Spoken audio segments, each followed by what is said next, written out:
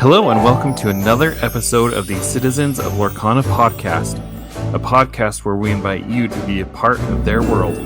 This week, we are in the middle of set championships, and today, we are going to talk all about it. So without further ado, let's jump into the episode. Hey everyone, welcome to another week. Last week, we had a chance to visit with Zach Bivens, where we talked all about preparing for organized play, getting ready for set championships, kind of the mindset of going into, tough competitive play. If you haven't had a chance to listen to that, make sure to go back and check it out. And today, we are joined by the Citizens of Lorcana co-host, James Riley, to talk all about set championships, because James is in the middle of a set championship weekend here. I think you're playing like 6, and I wanted to pick your brain about your experience so far. So, how's it going, James? How are you holding it? I'm doing okay, and it's actually it turned into 7 set championships on a whim on Saturday. We did 2 in one day. The last couple of nights when I sat down on the couch to have dinner and watch a little TV, I passed out before 9 p.m. Because I was still trying to catch up on the sleep that I missed over the weekend and all the stress of playing and all that kind of stuff. So I think by the time we come around to Friday, where I start up again with 3 in a row over 3 days, I may be almost fully recovered and then just knock myself back again. Okay, so little tangent here. Eric from the Gamer put out an article, because you guys did a lot of this together. Yeah, where he detailed his set championship experience. I mean, he probably was the first one to get a full playset of Enchanted Stitches, but one of the things that stuck out to me was apparently you are a pretty prolific snorer. I'm not that bad. Yeah, I'm a little loud sometimes, and it's probably a shock because, we got a hotel room out in the Inland Empire, because the Friday night and the Saturday morning events were both in that area. So we're like, do we really want to drive at least an hour each way to come home when we're going to be playing super late and going out early and maybe only get like 2 or 3 hours of sleep? So instead, let's just get a hotel room, stay out there, and just have a nice 20-minute drive each time. So we did that, and of course he played late because he was doing well and I did not. So I dropped and went back to the hotel around midnight. He came back around 3, and of course laid down to sleep, and I was already pretty much out. And so I snore. There you go. Did you know he was going to include that? Yeah, I asked him in advance if he was going to include it, because, of course, when I woke up in the morning at like 6 a.m. and I'm like, what's going on? And I didn't look over, and Eric's not in the bed. And I'm like, where did he go?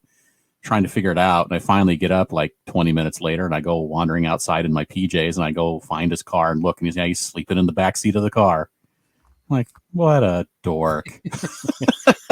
It's pretty generous of you to be okay with that. I mean, when I went to Gen Con, that's something that Teddy from Glimmer Gang would say too. I am a very prolific snorer, but I do have a machine now that helps me with that. Anyway, so enough about that. James, we always like to start with deck tech and specs. But I just want to ask, what did you take to set championships this past week? And are you going to run the same deck again this week? So I took Ruby Amethyst, which, if you have listened to us over the last year, we have railed against repeatedly, but that was during set 1 and 2 when it was oppressive.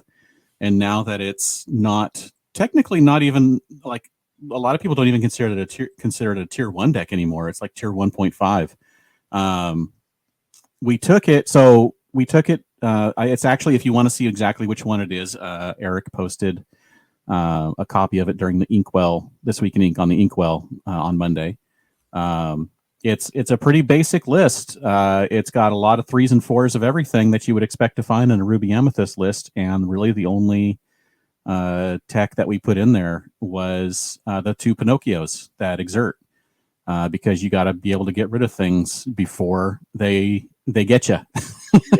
Yeah, that's so brutal.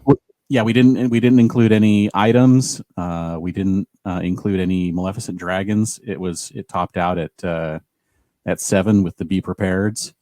And on the final day, we took out one Be Prepared and put in a Scar, which did Eric very well in his matches. And I think in my matches, I think only ended up being really useful once out of the six games, the 6 matches I played. I love that Scar. Yeah, it's awesome. It just wasn't useful enough for me on the matches I played. I'm sure if I had pulled it, because there was only one copy, I only pulled it like twice. And then for this coming week, we're talking about it. So when we were building stuff, we'll get into this more, but when we were building stuff leading up to it, we built a Steel Song and an Emerald Steel deck as well to do some testing with. And so there's a chance we may bring one of those, or we may actually bring something different. We're not sure yet.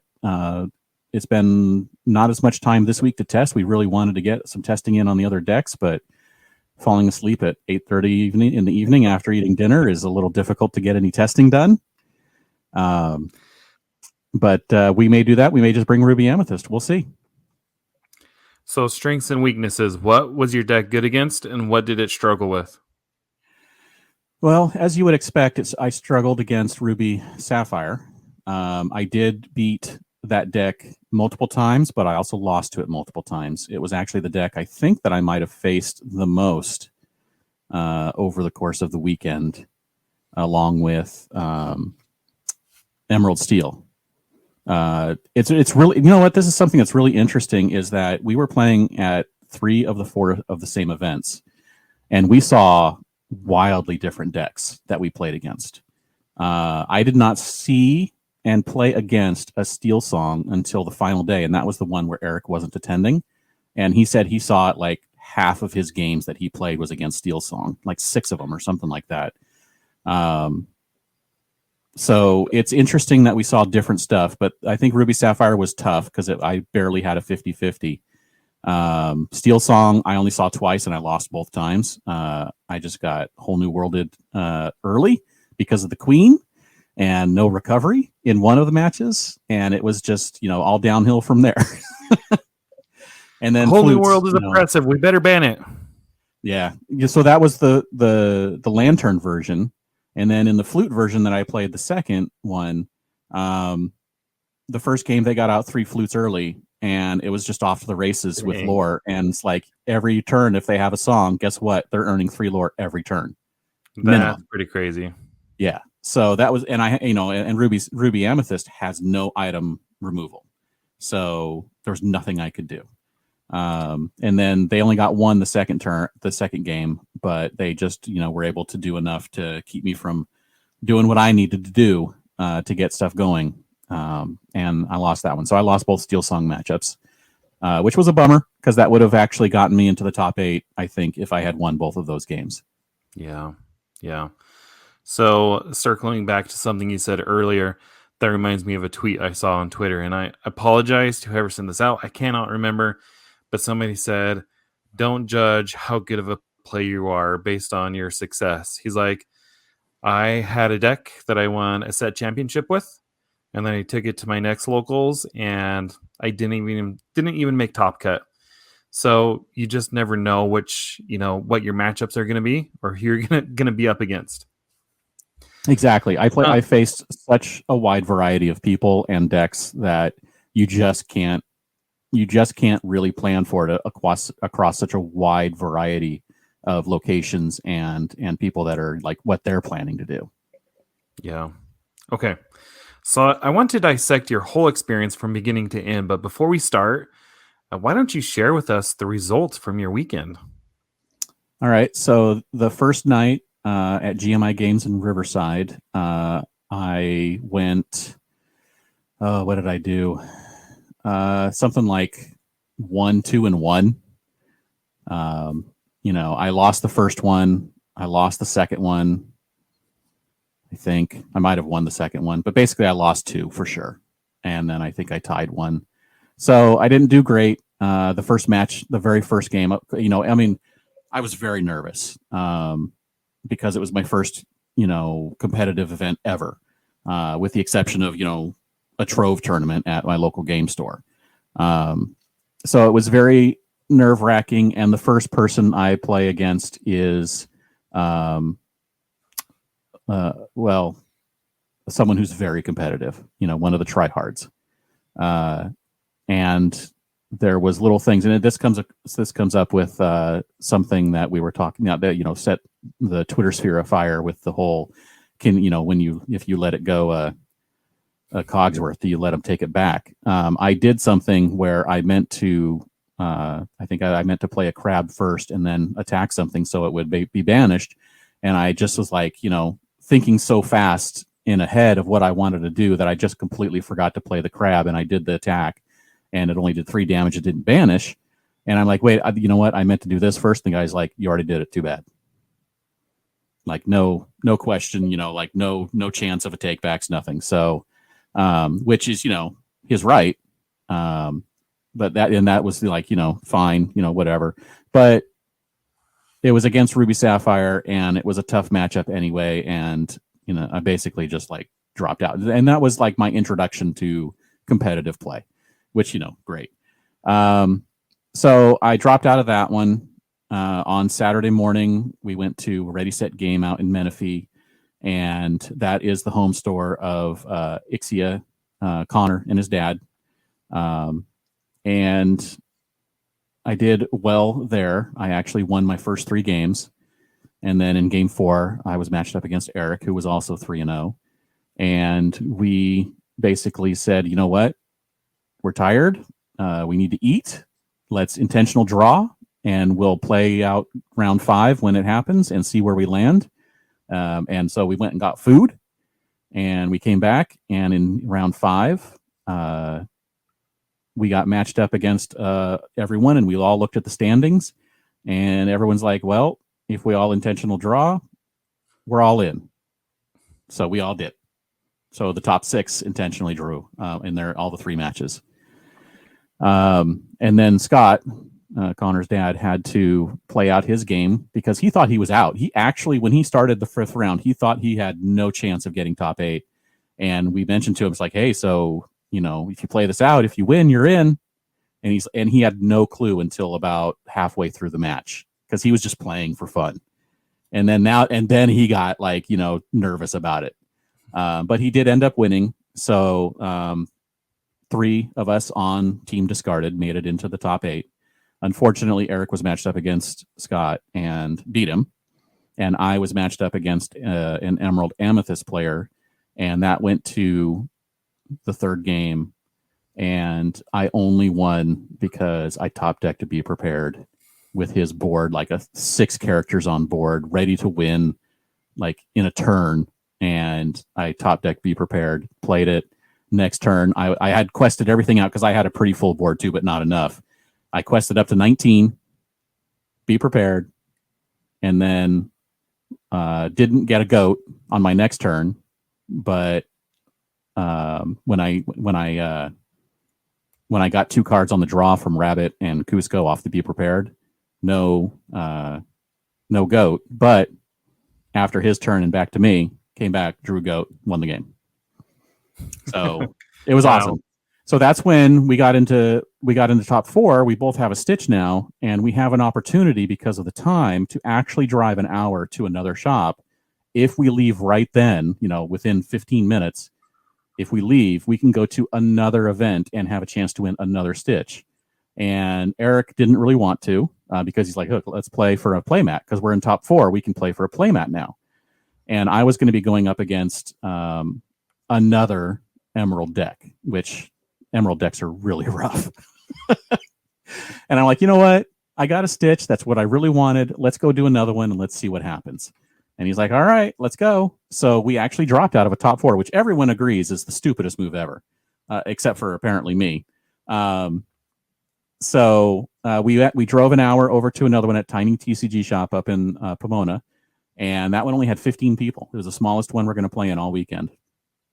And I ended up losing the first match, winning the second, and then playing Eric in the third. And this time we played it out, and he won. He went on to win second. I went home and got some sleep.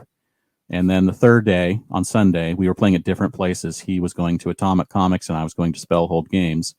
And I kind of wish I would have gone to where he went, because Spellhold was full of really competitive people. Steadfast was there. Lorcana Goons was there. A whole bunch of people who are very, very good players and very competitive. And I went 3-3. I think my shining achievement may have been that I beat Steadfast. Ooh. And that's actually the first time I've ever beat him, because I play him occasionally in matches at Kingslayer at our local game store. And he was playing Ruby Sapphire, and I was able to just manage to beat him. I think it was in a 2-1. I'd have to go look at the notes I made. But I lost another one to another Ruby Sapphire. I beat a really rule sharky Emerald Steel player. And had someone call for the first time ever, call judge on me in that match for apparently taking 3 seconds too long to make a decision about what I wanted to play and how I wanted to play it. So that was so fun. What happened? Penalized? No. So he was going to win like within 2 turns. If he was going to win 1 turn if I didn't do something, and I wanted to do something and give myself at least one more chance to pull a Be Prepared off the top or something. And so I was like, I could only take care of the 6 lore I needed to get rid of on his board if I exerted one of his characters, and luckily I did have a Pinocchio in hand, but I had to make sure I had enough attack and which of my characters needed to attack which of his characters to make sure each single character banished one of his. So I had to make sure I attacked with the right ones, and I was just doing the math, figuring it out, and I took like about 20 seconds to look at it, because I mean, 3rd day of competitions, this is the 4th match of that particular day, so I'm probably thinking a little slow. I'm sure I was thinking for 20 or 30 seconds. And he's like, okay, so I know this is an important turn, but be aware of the time. And we had like 20 minutes left, and this was like near the very end of the 2nd game. So I know we had a decent amount of time left.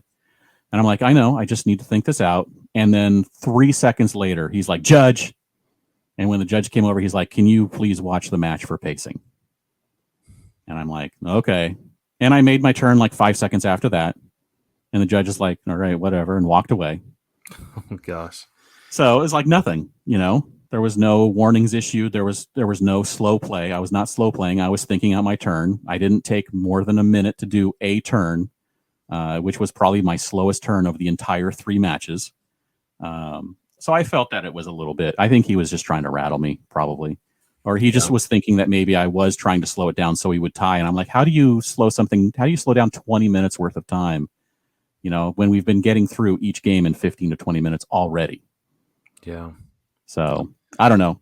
But, he went on. I ended up winning, which is great. So it didn't work. He didn't rattle me enough. I won. But I did go 3-3 on the day. I played out all 6 rounds just to see where I would land, and some 4-2. So if I had won that last game, I would have had a chance, because some 4-2s did make it into the top 8, which is why I played them all out. But that's how I ended. I ended up with 1 stitch out of 4. Okay. Lots of experience, lots of ups and downs, lots of stress, lots of lack of sleep. All right. So, and if you've been on Twitter at all, you know that Eric has done extremely well. Several posts about it. So overall, though, how did Team Discard do? Well, like you said, Eric got 1 stitch at each event. He also won a 2nd place mat and a 1st place mat. So he has essentially everything you can win from a set championship this time. He has now. Aaron, one of our team members, only managed to go to 1 event over the weekend, and he finished 12th out of over 60 players. And so he was very happy. It was his first ever competitive event.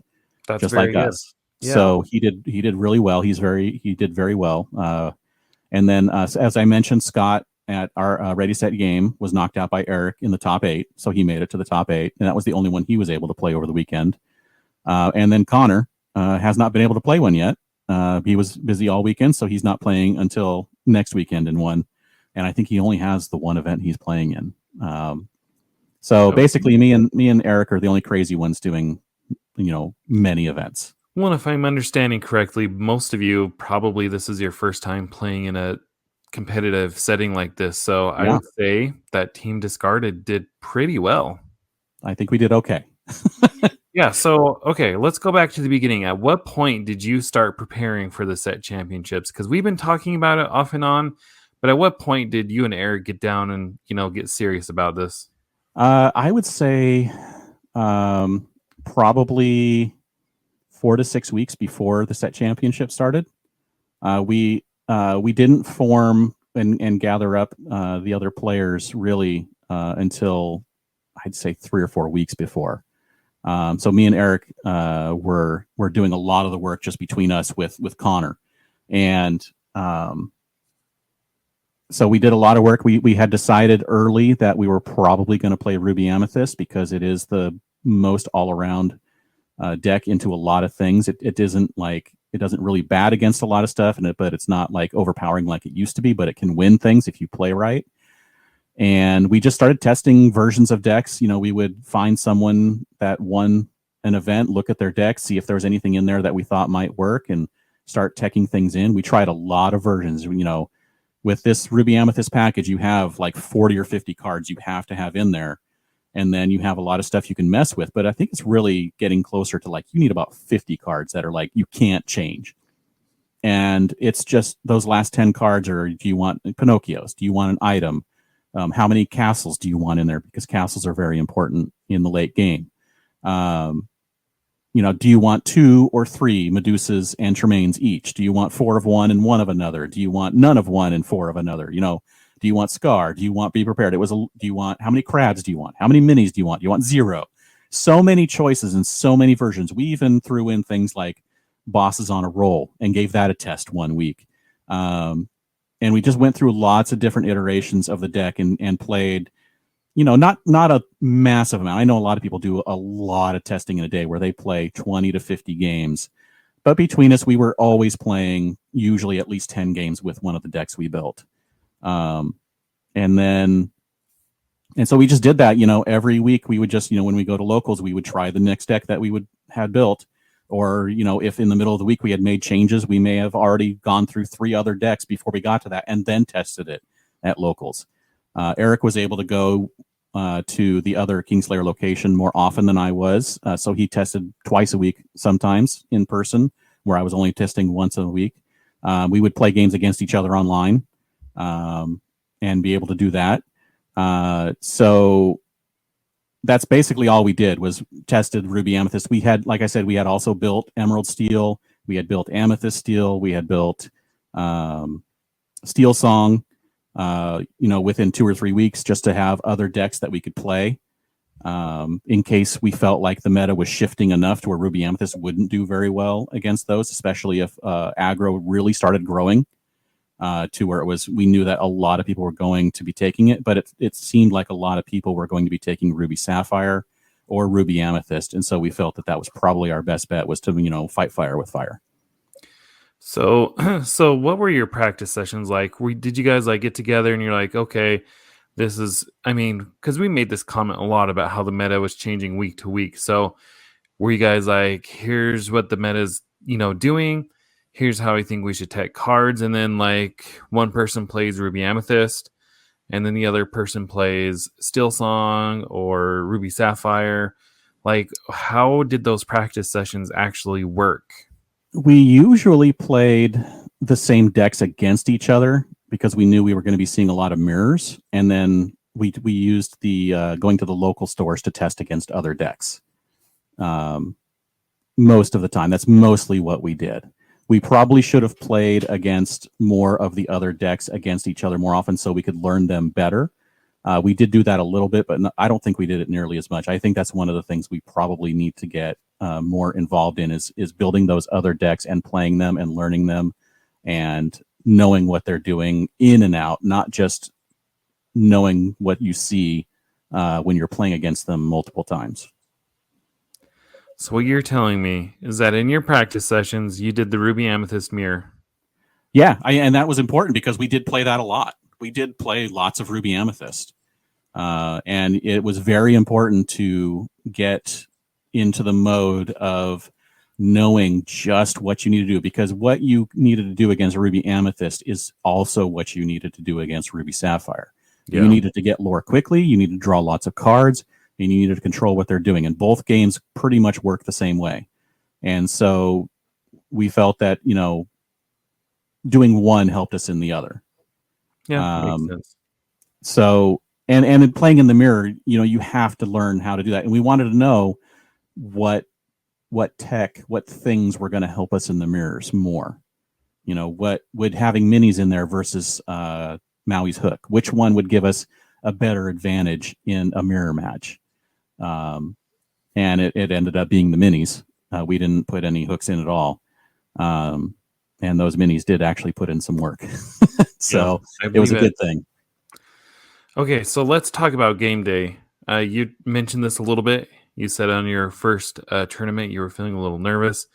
But what was that like on game day, like leading up to actually going inside and playing it, specifically on your first? Maybe compare and contrast the first one to the last one that you did. They feel the same, honestly. I am nervous mostly. I don't know if I was confident. I knew that I could play. I didn't know how well I could play, in that situation, because it was, like I said, it was a mostly new situation of like, look, I'm playing for something that I really, really want. I want to earn a stitch, and I am going to be facing other people, and I have no idea what these other people are going to be like, what they're going to play like, what the environment's going to be like. So there was nervousness when we were sitting there before the first one. We're just sitting there, we're quiet. It's like, we probably don't, we talk to each other, like, we probably don't even look like we're nervous at all. We're just sitting here, like, lean back in our chair, just chilling. But, obviously a lot's going on inside. And yeah, I think just the nervousness never really went away. What I will say is, despite all of that practice, going through the events, I did get more confident as the weekend went along. I definitely felt like the pressure situations and the compacted amount of playing in the space of those 3 days really helped me learn the deck even better than I already had over the last month. And so I think that's one thing that maybe in the training you can do beforehand is definitely play a lot in a short amount of time and just get those repetitions in as much as you can in an environment. So go to your local game store and play games, play them seriously. And so you can get that kind of practice in that is similar to the tournament type feel. So the pre-tournament nerves never went away, but your feeling of confidence as the weekend went on in the actual tournaments increased. Yeah. So you mentioned this a little bit earlier, that in your first tournament, you didn't get the promo. So I want to know, like, if this were me, I'd probably like catastrophize and be like, what am I doing? This is going to be a super long weekend. Who am I to think that I could win a Stitch promo? Like, what was that like for you when you didn't get that promo the first time? I mean, I was really bummed because, I knew I was pretty much out of it within, like I said, the first 2 or 3 rounds. I can't remember if I lost the first 2 or 2 of the first 3. So I knew I was pretty much out right from the start. It was easier to deal with that. I was very disappointed, but on the flip side, I was able to go over and watch Eric play, and watching him play, and he was playing at the time, I think it was an Emerald Steel deck, and watch him play and just sit and play and do some really good playing. I mean, doing the moves that he needed to do each turn, making the right calls, doing the right lines of play. Like every turn he was doing, amazing stuff in the turns I was watching. And I'm like, so that really helped me to see that, someone I had played against and had helped me to learn how to do things and how to learn how to play better, was doing so well. And I'm like, well, I can do that. So I think that really helped me to, to cheer him on, helped to cheer me up. So I think that's another thing, that having someone, or, having a team or having people around you that help you out is something that's going to be really beneficial. That's awesome. So on the flip side, what was it like when you made the top 4? I mean, hearing your story about dropping once you made top 4 is kind of crazy. You're right. That's kind of crazy. But what was it like when you made the top 4 and realized that you were actually going to get a promo? Like, maybe even take us to the game before when it's top 8. Like, were you super nervous? If it were me, I'd be like sweating bullets. I do not have a good poker face. So, I mean, what was that whole thing like? And the thing is that the guy who I was playing against was someone that I had met a few times at Kingslayer. I don't know if I'd ever played against him except for maybe at like a sealed, which is like one match, one and done. But I had seen him a few times. He was very friendly. He was a very nice guy. We were talking in between matches, and during the game itself, there was no shut up and play kind of like thing about the match. It was, let's have fun, let's play a match, let's see what happens. And so I was stressed because, yes, I was into the top 8. I was so happy about that. And now I have to win one more match and I can get a stitch. And that was like the goal. And when we each traded a game, and now it's like down to a game. And then, like you said, you would be sweating bullets. I was sweating bullets because as the game went on, and it was looking worse and worse as the game went on. And when I top decked that Be Prepared, I was like, he had just played like a turn or two earlier. He had just played an Ursula and looked for a song to get rid of. And then I drew it. So, it was just the luck of, the luck of the cards, the heart of the cards, the luck of the draw, whatever you want to call it. It was an amazing feeling. And while it is a lucky thing, I put myself in the position to be able to do that. So, all the practice and hard work you guys did. Yeah. So I feel like the previous 2 matches to get to 1-1, to be in this position, it wasn't all luck. I definitely played well. He played well. We both played our butts off, and we got to that point, and it just happened to be that top deck was what changed the game. And now I honestly do feel bad about dropping and leaving, because then I feel bad about those people who we knocked out of the top 8, who then are like, well, they just won and then they leave. I don't feel bad about the 2 people who got to play for the mats, and one of them got a first place mat and a second place mat. So I don't feel bad for those guys because they got to play a game that only one more game, and they had mats. They a mat guaranteed.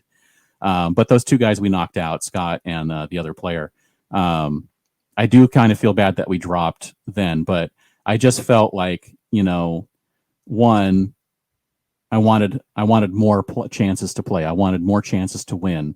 And I knew the deck I was going up against was yet another Emerald deck, and I really wasn't sure, because he was the only undefeated had gone straight through and won all of his games, like 4 rounds. I'm like, so this guy's a really good player. I know that I'm going to have a hard time winning this. Why not have another chance at a second stitch instead of a maybe playmat? Either it's a maybe playmat because I already have a stitch, or maybe another stitch and playmat. So I felt like the math worked out to where 50-50 chance I get another stitch and a playmat, roughly, or I just get a playmat, maybe another 50-50 chance. So I felt it was worth the call. All right, so this is going on a little tangent. It's not a question in the script, but this reminds me of a lot of chatter I've been seeing on Twitter, where a lot of people who maybe only go to one locals are almost kind of resentful of these people that are coming around and traveling and coming into their stores and competing. Well, what do you? I mean, obviously, you traveled around to a lot of different stores, but what do you think about that whole thing? So there's 2 aspects to this that I think come into play. The first one is, am I taking a seat from a local? That's something I really don't want to do. Like if I go into a place and I bought a ticket and a local, there's like 5 people who are local who are now sitting outside watching and going, well, I couldn't buy a ticket because of that guy. I don't want to be that guy. So that's the first part. And every single event we went to was below capacity. So I never took a seat from someone. In fact, the first one we went to, apparently they barely even have a Lorcana scene where like some nights they don't even get 3 or 4 people to show up. So the 53 people who did show up, 50 of them never played there probably. That's crazy. So, and then, every other place I went to was not full. So I didn't take a seat from anyone. The second aspect of that is players coming in and taking away something from a local player. And I don't think that that's what we did. Yes, we haven't played there before, but we didn't take anything away. We earned it. If they had earned it, then they would have won and they would have went home with the stitch.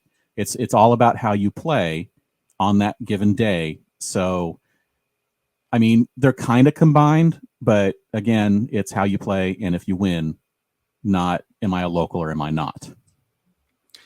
All right, so that kind of perfectly segues into the next thing. So I've heard people from your area, because, I talk to lots of people, who tell me that you have officially moved from TCG Newbie to one of the big sweats in your area. So what's it like playing to the top of your current potential? Obviously, there's still room to grow, but to be perceived as someone who's, a tryhard, what's that like? That's weird. I had someone on Sunday compliment how well I was playing in a match. And I'm like, okay, like I don't take compliments well. So that I'm like, okay, what I mean, I said thank you, but in my head, I'm like, okay, whatever. I think he's just being nice, kind of a thing. But yeah, it's a little weird that I am seen as someone who is like going above and beyond, trying really hard. But I mean, come on, I wanted that stitch. If they hadn't put out such amazing cards in these only way you can get them kind of things. I gotcha. I mean, it really is their fault. Yes. I don't think it's a bad thing to be seen as a good player and someone who is trying their best to do it. I never want to be seen as that tryhard who is overstepping into bad sportsmanship and other aspects of the game that I think you can be seen as. So I think that's something that I definitely need to keep an eye on and always be friendly and open and having fun and being welcoming to anyone who wants to come in and play, those kinds of things. I definitely want to make sure I never lose that. Yeah. Okay.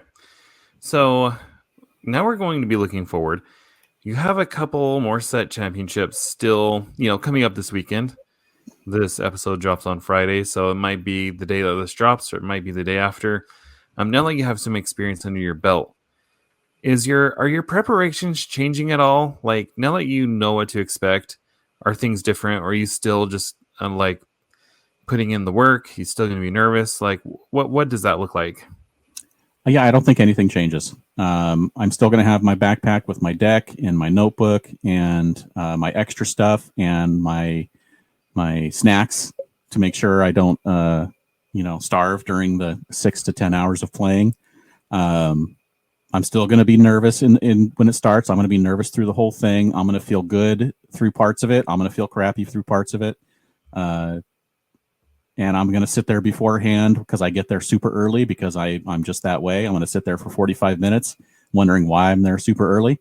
But I just, I feel like it's something where I need to just sit there and I need to be in the space for a little bit before I start, just so I can, I can just get ready, try and let the nerves of a new place go away. So it's just the nerves of the game. Yeah. Yeah. Okay. So now the question we have to ask ourselves, James, is it all worth it? I mean, you were talking about how you've been preparing for 4 to 6 weeks before the set championship. You've been practicing with Eric. You've been practicing with Team Discarded. your whole, like, probably every free minute that you have has gone towards getting the Stitch. You've done 4 6 to 10 hour tournaments, so you have a Stitch. Now tell me, was it worth it? Absolutely. Yeah. No hesitation. Absolutely worth it. Yep. That's Okay. all. That's really all I have to say. It was. I have a Stitch now, and I don't need to worry about how I'm going to find one, where I'm going to get one. My promo list of collection is now technically maybe going to be able to be complete through promo number 30, maybe, depending on how well I do it at a DLC. You know, I mean, Well, and not only do you have a Stitch, but you actually earned it. Like, there's a difference between earning it the way that you did versus, buying it off of eBay. right. Yes. Nice. Okay, so if you could go back in time to James of 1 year ago, what would you tell him about this whole Lorcana experience?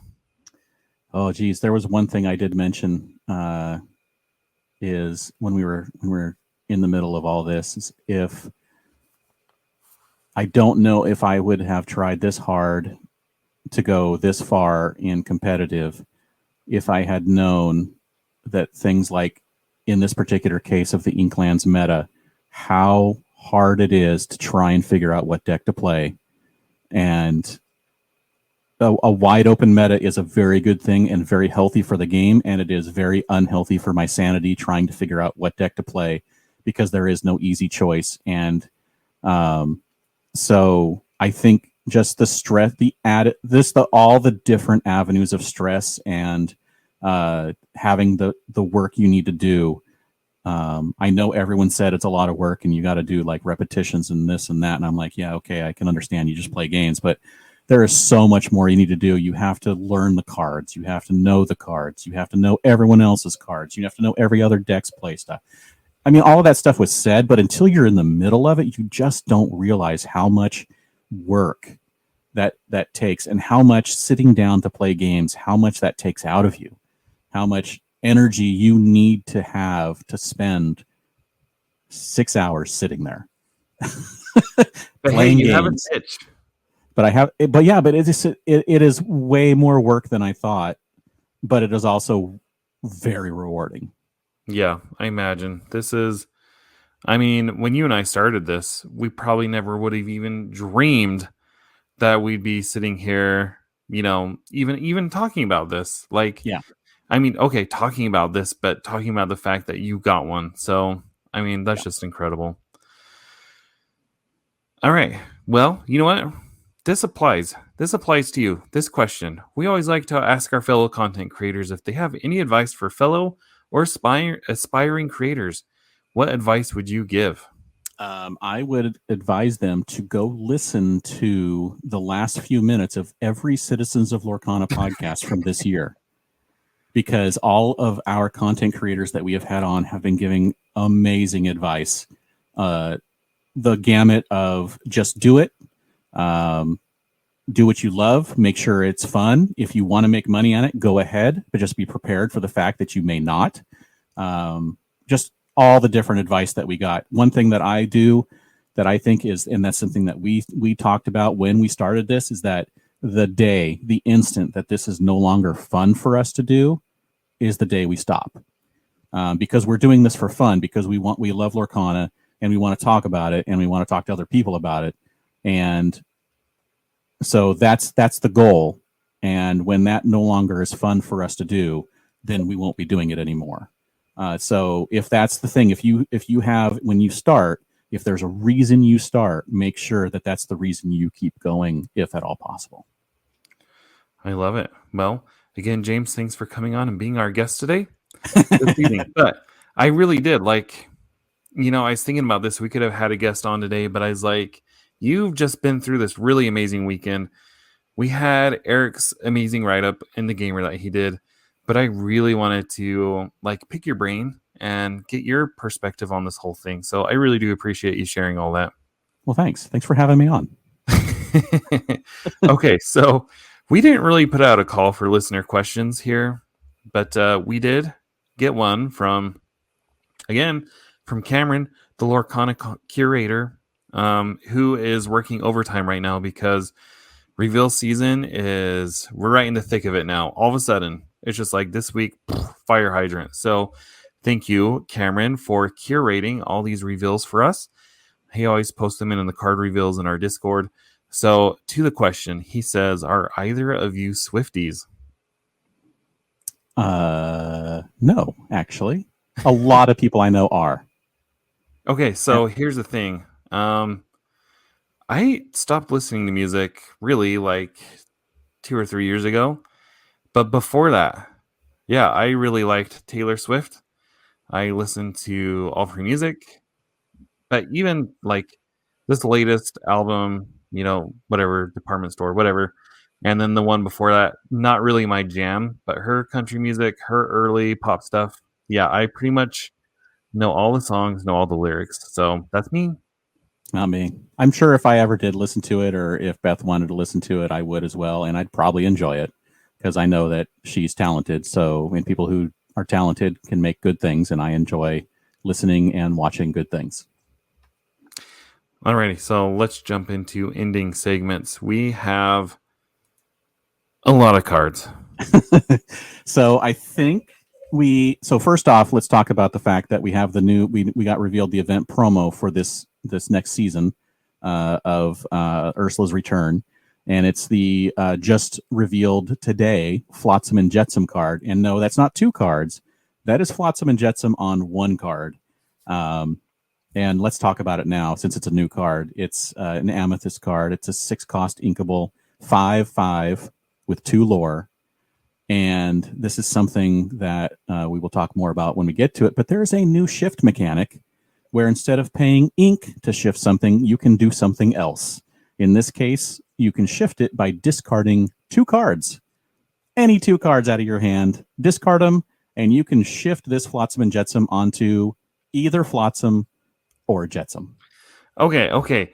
Any other ink, like Ruby, Emerald, you're discarding 2 cards, that hurts. But Amethyst, the king of card draw, it's almost like a no-brainer.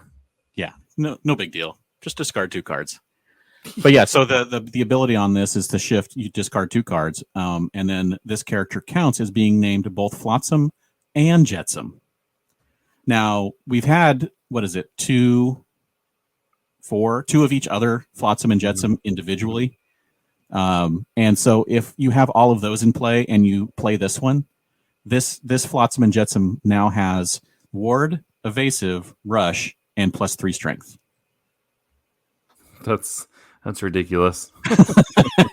But anyway, this is the event promo for the Ursula's Return season, which means any appearances that Team Lorcana makes at conventions and things like that, this will be the card that is given away as the event promo. Do you think these will be given away at DLCs too? That's an interesting thing. It may be given away at side events, probably. I would suspect maybe they'll give them away there.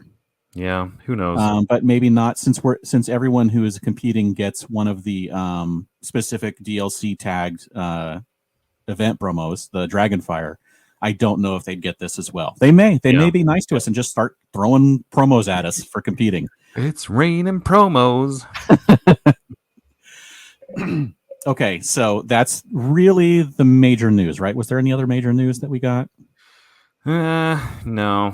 Not really, right? Just check your socials. We're in the thick of reveal season right now. Yeah. There was an article that came out last week, a short interview from ICB2 with Stephen Mahdi, which you should go read. It doesn't have a whole lot, just that it doesn't seem like there's going to be a reprint of Chapter 1 anytime soon, but they could change their minds. Who knows? It's all vague PR speak, so we will see. They're really happy. Oh, the big thing is expect actual advertising to start with this game in set 5. And that was my big takeaway too. He said that they're really going to revamp the marketing for set 5. I think we'll see something big starting in August at Gen Con, starting from then on, and D23. I think you're right. Right. So there was like 30 something cards, 35 cards revealed since last episode, since we recorded, and we're not going to cover all of them because there are some vanillas and stuff in there, but we're going to cover a lot of them. Why don't you kick us off with this first one, and we'll go from there. All right, as long as if I get the next one too. So Yes. this is a 2-cost Ruby, 2-cost Ruby Mulan. She's 1 strength, 3 willpower, storyborn, hero, princess. Her ability, Time to Shine. Whenever you play an action, this character gets +2 strength this turn. 1 lore, so action matters. The thing that was interesting to me on this was Ursula's messengers fled, leaving behind tendrils of dark ink. So who are these messengers? I mean, the obvious thing is Flotsam and Jetsam, but when you look at the card, these look like the smoke monster from Lost. That's what it looks like to me. That's funny. Yeah, this is just an uncommon. It's basically going to be, if you remember that there was a Mulan, a shiftable Mulan revealed during the Lorecast. And this is a very, very good shift target because when you play an action, this character gets +2 strength. And when you shift that Mulan, it gets +3 strength. So since it would be a granted ability, that +2 strength from this card would carry over onto the shifted Mulan, and then it would become, I think it's 7 strength Mulan. And that one is the one where when you deal damage, you can also then deal the same amount of damage to 2 other characters. I just have to say, with these cards, and we haven't covered all of them, but set 4 is going to be insane. It is going to be crazy. Crazy. All right, so next one. Team Lorcana, Ravensburger. I love you, but man, we got to talk here. Okay, so the next one was revealed, and I think there's 4 or 5 associated with this by website chipandco.com. Flounder. Okay, I'm just gonna say it. Flounder. We did not get a reveal Flounder. Who knows? Maybe there's a Floodborn Flounder coming, but this Flounder is a 3-cost inkable Sapphire. 2 strength, 2 willpower. So just like the 1-cost version, it's kind of lame. Flounder has support. He has the ability I'm Not a Guppy. If you have a character named Ariel in play, you pay 1 less to play this character. 2 lore and uncommon. So it looks like he's looks like he's swimming behind Ariel's hair there, or in front of it. This Flounder is very bright and shiny. He's as some people have said, he's got a glow up from the last one. He's looking pretty good. Actually, I will mention the artist James C. Mulligan. I think this is his first Lorcana card revealed. I met him at WonderCon a couple weeks ago. He had some Lorcana stuff at his booth, so of course I stopped to check it out. And I asked him about it, and he's like, I can't talk anything about it because none of my cards have been revealed, so I can't say a thing. And now we have one revealed. There we go. All right. So I think he's going to have more cards. So if you like this art, there's going to be more.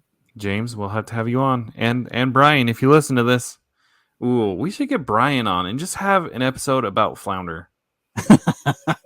Yeah. We should. Okay. All right. Next up, we have in Emerald an item, a 2-cost inkable, signed contract with the ability Fine Print. Whenever an opponent plays a song, you may draw a card. This is awesome. This is a good card. I can see this getting played. This is a great card, especially when you go against a Steel Song deck. For sure. For sure. And then we now again, we're not going to cover every card. Like Jared mentioned, there's like 4 Little Mermaid cards revealed. We're only going to do 3 of them here.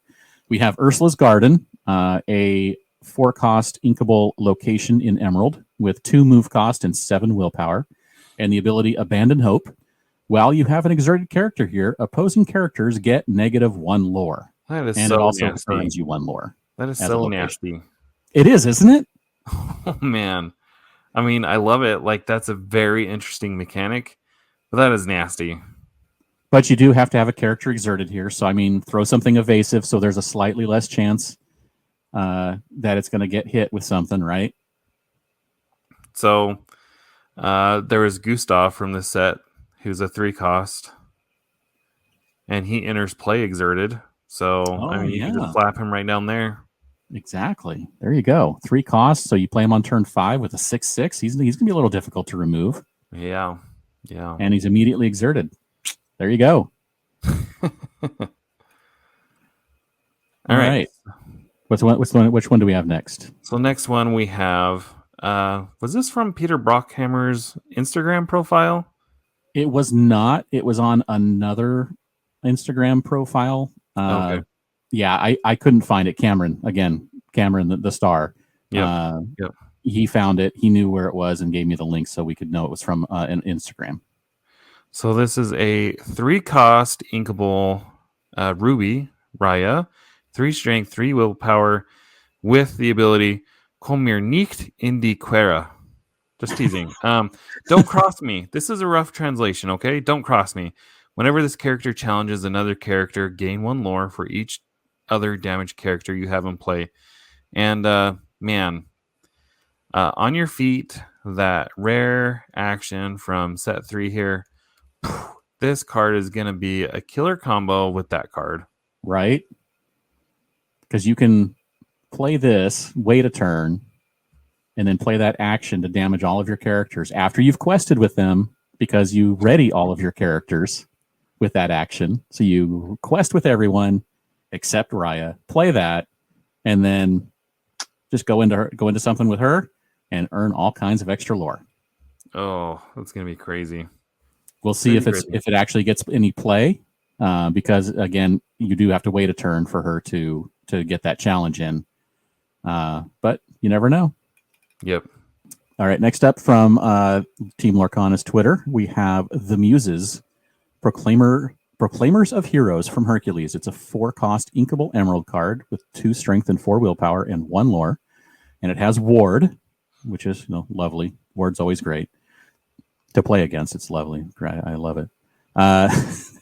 And the ability, the Gospel Truth. Whenever you play a song, you may return chosen character with 2 strength or less to their player's hand. That's pretty cool. And it works with the record player that reduces strength when you play a song, right? Yeah, I would think so. So there you go. Imagine like Ursula singing Mother's Knows Best.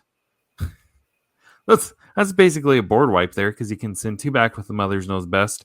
And if they have 2 characters with 2 strength or less on there, the Muses will send 2 of those back. You can bounce 4 characters. It's crazy. Playing one song. Crazy. Yep. So, fun stuff. Okay, the next one is from laughingplace.com. This one, I think, this is going to be a good location. This is the Snuggly Duckling. It costs 2. It's inkable. Costs 2 to move there. That's the one drawback to it. It has 9 willpower, which McDuck Manor has shown us that 9 willpower really proves like staying power. Mm-hmm. The ability, Routine Ruckus. Whenever a character with 3 strength or more challenges another character while here, gain 1 lore. If the challenging character has 6 strength or more, gain 3 lore instead. And I'm just saying, Maui and Scar Vicious Cheater have a new home in the Snuggly Duckling. Right? That's so good. 3 lore for challenging with a character. I mean, and Maui doesn't even have any lore, so this is just a way for Maui to gain 3 lore for doing what he does.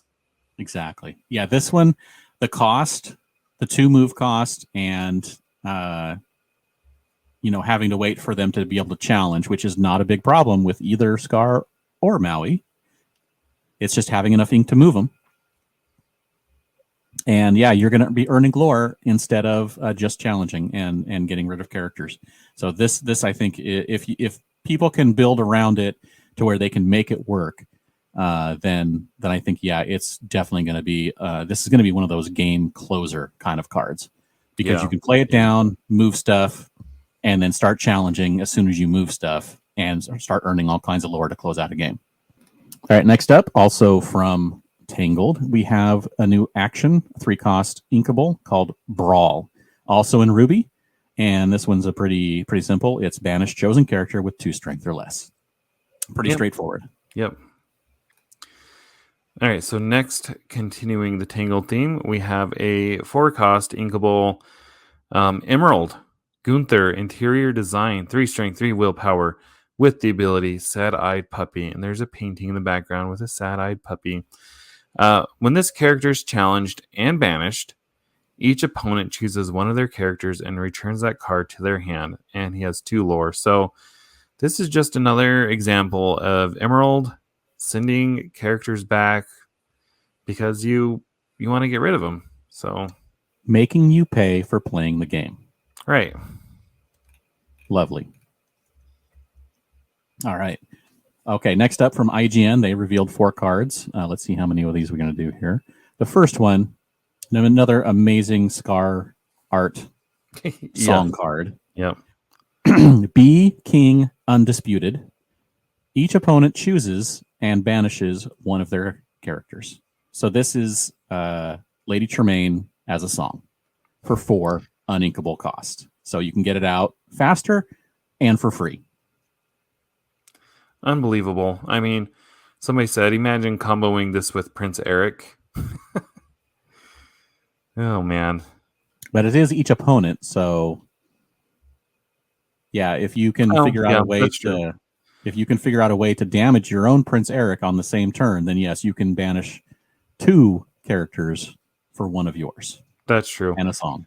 Okay, so I'm at this point now where I'm like, so they have to have a beast in every set. I know they didn't have one last, whatever. But they also have to have a card from Be Prepared at some point in each set, it seems like. I think, are they trying to tell us something that like something is coming? We need to be prepared? Maybe. Or is it already here and it's too late? But this card with Scar, I mean, that art, so good. So good. Yeah. All right, next we have on Amber, 4 cost inkable, Lost in the Woods. It's a song, character with cost 4 or more can sing. All opposing characters get -2 strength until the start of your next turn. So, I mean, cards like this don't really see play, but the nice thing about it is that they remain -2 until the start of your next turn. So, that right. And cards like the ones we just talked about that bounce characters that are 2 or less strength, if you have more than one thing that you want to do and you can sing some songs, or you have to hard cast them, I mean, you can reduce some strengths and then start bouncing some 2 or less characters that are now 2 or less. That's true. Now we're cooking. So they can, and it does all opposing characters until the start of their turn. This is basically a slightly less powerful Kita as a song. Yep. All right, next up, we have a 6 cost song, Treasures Untold from The Little Mermaid.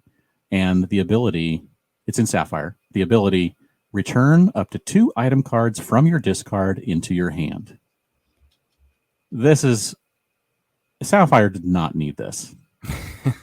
Really, come on. Oh, man. This is too powerful. This is really good. Getting those items back, especially popsicles that you are going to be banishing all day long in Sapphire, just to be able to get 2 of them back and play them out, draw some cards.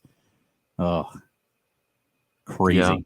I mean, 6 is a little spendy, but to be able to bring back those items, or if your opponent made you banish like a Lucky Dime, you have to discard it because of the lovely Emerald Sapphire decks. This is your way to get it back. And, you know, you have a bunch of characters out that can sing it, you know, with Gaston and if you play her, Maldragon or Tamatoa, all of them can sing it to get those actions back if you need to. Sorry, I'm going to say Emerald Steel. Yeah. Okay, so next up we have from comicbook.com. Oh, let me do this one. I want to do this one. Yeah, okay, yes. This one is you, all the way. All right. Okay, so comicbook.com is the location where the new shift mechanic, like that Flotsam and Jetsam we talked about, where you do something to shift instead of paying the ink cost. And the first one that we're going to reveal is Olaf, Carrot Enthusiast. Awesome art. It's a 3 cost inkable in Sapphire, 1 strength, 4 willpower. To shift it, you need to discard an item, which if you do, that song we just talked about gets it right back if you sing it. So no big deal. He has 2 lore and the ability Carrots All Around. Whenever he quests, each of your other characters gets strength equal to this character's strength this turn. So there's a lot of support going around in Sapphire, with Alice and some other cards. Flounder. So that one strength can be increased to more, and you could be given a lot of strength going all around. This thing is going to really help the Alice deck, I think, to give everyone just a little bit more. That's true. Because this is not support. This is him giving that to other characters, and then the support will add on to that. Right. It's pretty cool. Pretty cool. All right. Okay. I got my Olaf in. So next we have in Steel, 3-cost Inkable, Aladdin, 3 strength, 3 willpower, Floodborn. But again, it's only 3 cost. So it's a shift mechanic, and the cost is to discard a location card with the ability Crashing Through. Whenever this character quests, you may banish chosen item. He has 1 lore, and basically it's I think people have been saying a walking Binja, since Binja's ability activates when he enters play, but Aladdin's activates when he quests. Right. And so, like, at 3 costs, you're like, why would you play this when it's so cheap in the first place? And I think it's to make use of the other Aladdin's abilities, like the one where you play it and your opponent loses a lore. And then you can shift this by just discarding a location, and now you have the ability to start banishing locations. Or banishing items. Right away, just by discarding one of your locations. I think a lot of these new shift things are kind of expensive. I do too. I think they're a little too expensive that you really have to plan around them if you want to make it work. And a lot of these are not going to be shifted. They're just going to be played at the cost they're at. Yeah, I would agree. Except maybe this one. This one, I think, is definitely getting played, the next one. In Ruby, 3-cost Inkable, Li Shang, Valorous General, 3 strength, 2 willpower. To shift it, you need to discard a character card. He has 1 lore, and he has the ability Lead the Charge. Your characters with 4 strength or more get +1 lore. Wait set meta deck is back. Right? Wait set. So many characters have 4 or more in Ruby and Steel, and you can build a deck around that, and all of them get 1 extra lore when this is out. So I think this card's going to get played. Someone's going to try and build around it with all the other really awesome root stuff that Ruby and Steel can do. I think maybe they're onto something with this one. Yeah. I think this will see play too. All right, so the next one that we have is a card that I'm so happy to see. I think this is awesome. So it's it's on Amber. It's cost 4. It's uninkable, and it's Ursula, Eric's bride, and it's Ursula when she is in human form as Vanessa. So 2 strength, 4 willpower. The shift cost is to discard a song. The ability says Vanessa's designs. Whenever this character quests, chosen opponent reveals their hand and discards a non-character card of your choice. She has 2 lore, and so good. That's a really good ability. Yeah, it's bare necessities on a body, as they say, on a stick. I think is what the TCG term is. So yeah, this is pretty good. I don't know if it's going to get played a lot, but I mean, maybe. We'll see. All right, so next up we have, I think, the only legendary that was revealed this week, and that is a 3-cost uninkable in Emerald, Diablo, Devoted Herald, 2 strength, 2 willpower. To shift, you need to discard an action card. He has Evasive and 1 lore, and the ability Circle Far and Wide. During each opponent's turn, whenever they draw a card while this character is exerted, you may draw a card. That's a fun ability. I'm pretty sure this is never getting played. Yeah, you're probably right. He might have Evasive, but he's only a 2/2. A lot of things can take him out, even though he has Evasive. So, I mean, and it's not until he's exerted. So, I mean, it's kind of slow. We'll see, though. Someone may make it work, but it just doesn't look like it's fast enough to really get a lot done. Yeah. I mean, look at the Maleficent from Inklands that does something similar, and no one plays it. Yep. That was one that Hobbies and Happiness was really excited for, but yeah, I see that rarely played. All right, so this next one I think we'll see play. This was revealed on, was it the official Lorcana Twitter account? Yes. Yeah. So it is on Amber, 4 cost, inkable. It's Ariel, singing mermaid, 3 strength, 3 willpower, and she has singer 7. Holy cow. Can you believe that? And 2 lore. This is going to be a banger of a card. And I mean, you could play her on turn 4 and on turn 5 sing Be Prepared or any other 7 cost song. I mean, pretty much any song out there right now, she can sing.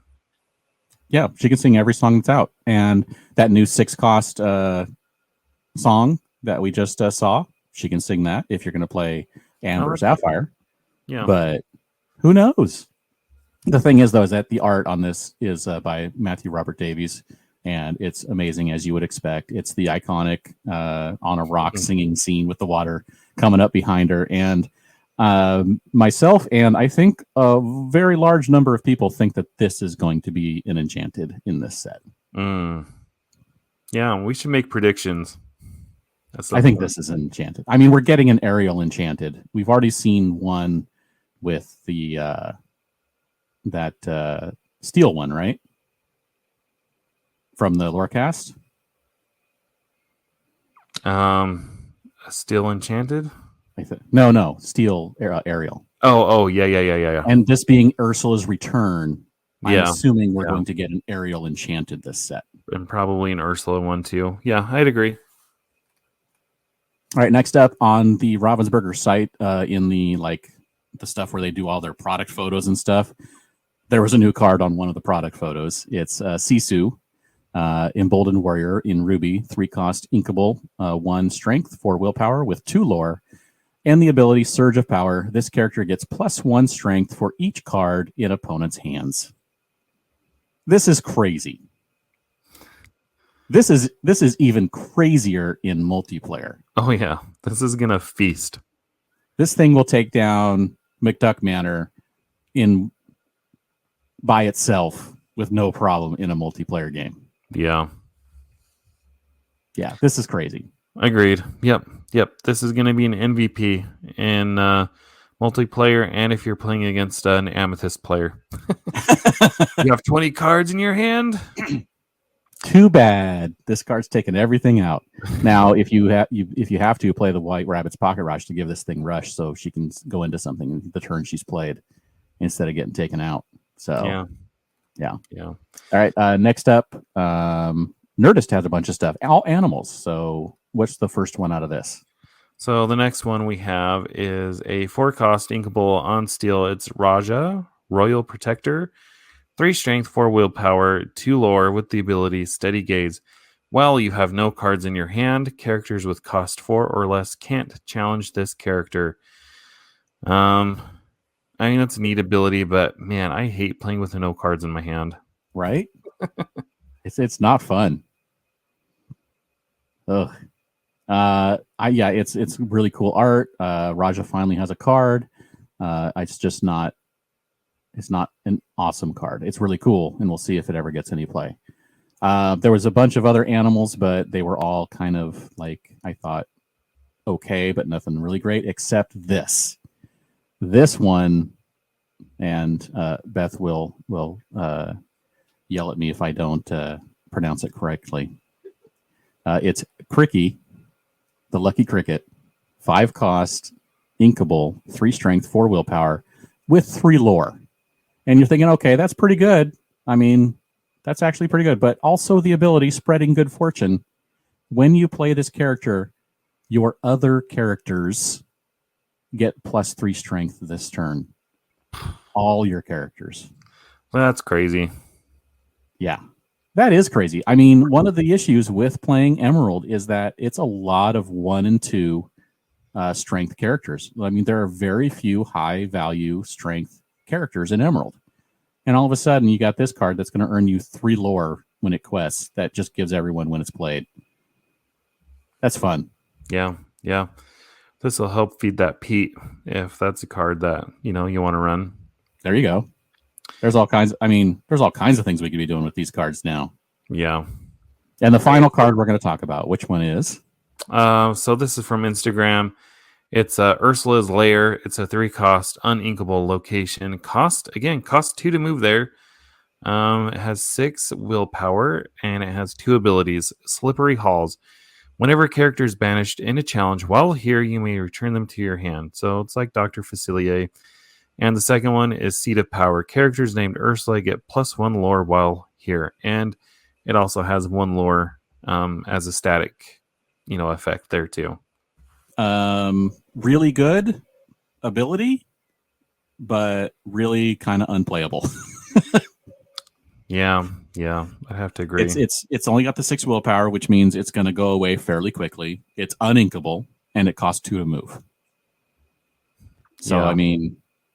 Unless you're playing something that's going to help you move things like Magic Carpet or Voyage in Ruby, it's going to be really difficult to get things over here. Yep. But it's going to be awesome if you build a Little Mermaid theme deck. Just for fun. Oh, it's gonna happen. It's gonna happen. That's sure. it. That's all the cards we're going to talk about. That's so many cards, and that's just the start of reveal season. We're going to have so many cards coming up in the next week. Yep. All right, Disney Jeopardy. Disney Jeopardy time. Okay, and it is my turn to ask you some questions. So, James, are you ready? No, but let's go. All right, for 100. This is the rat's name in Ratatouille. Remy. What is Remy? Ding, ding, ding, ding. Okay. For 200, this is the movie that Barley Lightfoot is from. What is Onward? Ding, ding, ding, ding. You are on a roll. Okay. Let's up the difficulty here a little bit. This is the name of the guitarist that Miguel idolizes in the movie Coco. Who is... Let me see if I can remember it right. Ernesto de la Cruz or something like that? Ding, ding, ding, ding. All right. Wow. 3 for 3. Okay. So for 400, I'm going to give you an absolute high five if you know this. This was Walt Disney's favorite character. Let's see. Walt Disney's favorite character. Who is Goofy? I would have guessed Jiminy Cricket, but the correct answer, according to the internet, I know Beth is probably going to be like, that's not right. So she's welcome to correct me. But according to the internet, the kitten who belonged to Geppetto and Pinocchio. Really? How random is that?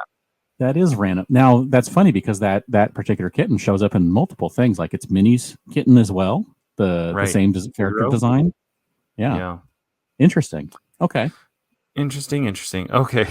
For 500, this is the ISBN. Just teasing. Okay. For 500, this is Sebastian's full name in The Little Mermaid. Wow. Wow. It's probably some name I'll never get, so I'll just be like Sebastian Crabbington. He's not a resident of Bikini Bottom, James. Okay. The correct answer is, who is Horatio, Thelonious, Ignatius, Crustaceus, Sebastian? Wow. Like, I'm never going to get that. You just wanted to make sure I didn't get them all right. Well, you did good. You did good. You got the ones that were able to be gotten. Yeah, that was good. I like those. All right. Well, James, again, thanks for letting us pick your brain. So, gosh, I always ask you where people want to find you. So I'll just do my thing first, and then you can do yours. So, well, hold up a second. Hold up. Okay. Are we doing anything special next week? I'm just working. I might go play some pool this weekend. What have you got going on? I'm going to some more set championships, but maybe we have something cool going on for next week's episode. Oh, yeah, that's right. We are going to do a live cast because we are revealing some new Ursula Returns cards. That's right, cards. Wow, that's going to be cool. And you said live? You mean like right now? Like we're recording this right now instead of me and you looking at each other and nobody else. There's going to be a bunch of other people looking at us on YouTube. But we'll have Adara with us, so they'll be looking more at her than at us. So we'll be good. Okay, cool. But yes, so next week, tune in live Wednesday night at our normal, non-normal time, because you never know when we're recording on Wednesday night. But we'll put it up on YouTube and tweet it out and all those kind of things. But yeah, Wednesday night, reserve some time in the evening for the Citizens of Lorcana Ursula's Return official card reveal. Whoop, whoop. All right. That's awesome. All right, James, can I close this out now? Now you can. Okay. If you liked what you heard, you can subscribe to us on YouTube. You can follow us on the podcasting platform of your choice. You can find me on the website formerly known as Twitter. I just crossed 5.5 thousand followers today. Nice. You can find me at Citizens of Lorcana. And James, where can they find you? You can find me everywhere online at Dan Regal. And starting in just, 2 weeks, we're going to kick off the 2024 season of the San Diego Comic-Con unofficial blog, where every week we talk about San Diego Comic-Con, the news, the exclusives. We have special guests. And so every Tuesday throughout May, June, and into July, we will be streaming live every week and doing a podcast. So if you're going to Comic-Con, or if you want more news about Comic-Con for some reason, even if you're not going, tune in. It's the cultural event of the year. It is. Sure. It's the nerd prom. It is. All right. Thank you all for listening, and we'll see you next time.